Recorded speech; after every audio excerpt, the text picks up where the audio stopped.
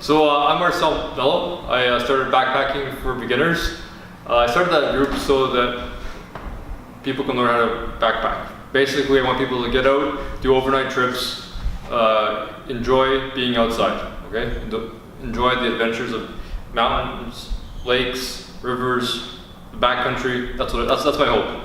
About 10 years back, I went out for my first overnight hiking trip. I went out, I found my equipment. I realized really quickly that I couldn't afford high-end equipment. So I went to Canadian Tire, our local big box store, and got all my equipment.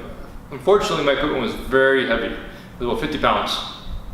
That was not, I didn't realize at the time, but that was really heavy. So I went out, second day in, I just wanted to get out of there. It hurt so bad, everything hurt. I was sore, I just didn't want to keep going, right? So I got out of there, I decided there's gotta be a better way.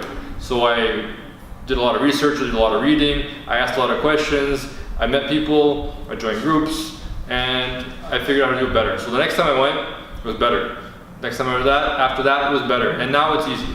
Now I go out, I camp, I hike, I canoe, and I have fun. Right? I go with my friends, I've met new people. And now that's my hope for other people, is other people can get out there, learn, and have fun, and not have to worry, right? So next week we're gonna start a video, and we're gonna answer people's questions. Your pressing questions, things you're concerned about, things you're worried about. We want to address those. We want to get back to you guys and answer your questions. People have been posting, and we want to answer your questions. Some of it we've been posting right online, but we want to, give you guys more detailed questions, things we can't do with writing. So last weekend we did a poll. We asked people what their major concerns are. We asked people, what their hiking experience is, and we found that a lot of people are really concerned about shelters. So we want to talk about that. We also found out that a lot of people are not that experienced. They haven't done an overnight hike. They've done, hikes, day hikes, but not a lot of people have done overnight hikes. So about half the group of the respondents haven't done an overnight hike. So again, we want to talk about what's involved in that. How do we get you doing overnight hikes? If that's something you want to do, we want to be, the resource you use to get you there. So today we're going to try answer some questions from the group, from you guys. We're going to test it out today and see how it goes. And the next week we'll do the same thing. Every week we'll be answering questions from you guys in the group. Okay, so one question is Ken Ward asked, what are some cheaper alternatives to tent, sleeping bag, sleeping pads? What can you think of? So for tents, you don't necessarily always need a tent. If you are going somewhere where there's trees, hammocks. Hammocks are great. They're lightweight, they get you off the ground. So now you don't need a sleeping pad if you don't want one, right? For a sleeping pad, if you want to go with a tent, you don't need to have an inflatable one. You can go with a foam mattress that you can fold up, saves weight, saves price, and you give up a little bit of comfort, but you save on, again, if you want to save money, that's a great way to go. Give up a little bit of comfort, and you save money, you save weight. Okay, so one more was alternative for cooking utensils and cooking gear. Okay. So again, if you really, really want to cook, there's weight. Okay? You have to carry a pot, you have to carry a stove.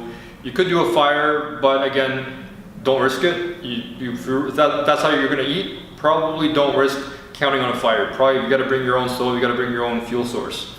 That being said, don't really need to cook, right? Yeah, it's part of the experience, but if you want to save on weight, don't worry about it. Just bring pre-made food, bring nuts, bring jerky, bring cereals, bring things like that. You don't need to cook those. So now you save the weight of the canister for gas, you save the stove weight, you save the pots.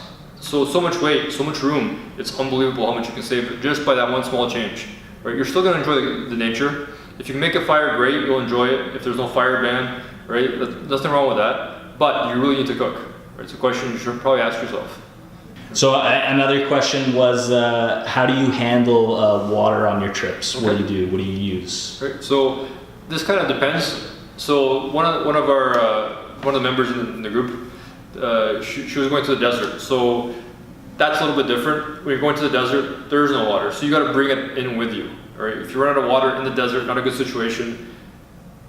Not a place anybody really wants to be. So you got to carry like 3 gallons per day, or sorry, not 3 gallons, 1 gallon per day, of water, so that you're safe, you're covered. Now, if you're going somewhere like where there's water, where there's rivers, lakes, then you don't need to bring a whole lot of water with you. You need to bring filtration.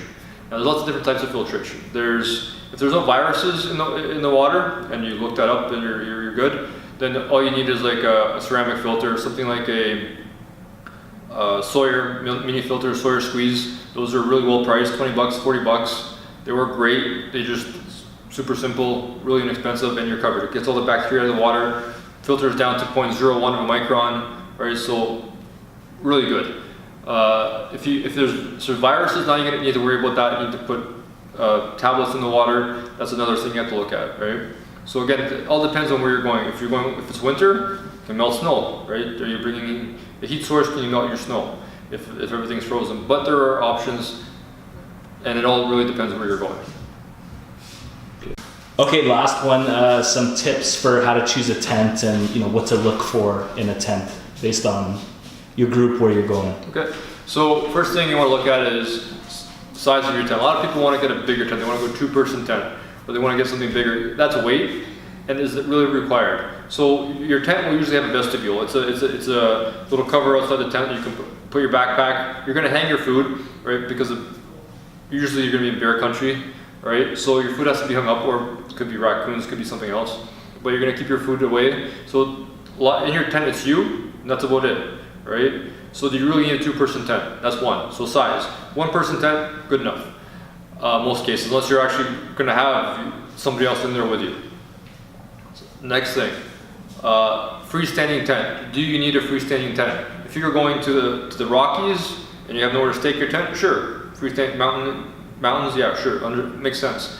But if you're in the woods and it's dirt, do you really need a freestanding tent? Freestanding tent means extra poles, right? It's a self-contained structure. But can you stake the tent? Can you just put up one pole? Does that work? That's a much easier tent. It's about half the weight, right? So same room, half the weight, same price. So actually sometimes they're even less. So big consideration. All right guys, so thank you for listening. Again, this is our first time doing this. This is my first time doing this. So really want your feedback. Leave your comments below. Let me know. Again, I'm an experienced backpacker, but I obviously don't know everything. Okay, so leave your comments. Tell me what you think. Ask questions, and then next week we will be back. We will be back, and we will be answering more questions, and hopefully getting more feedback and interacting with you.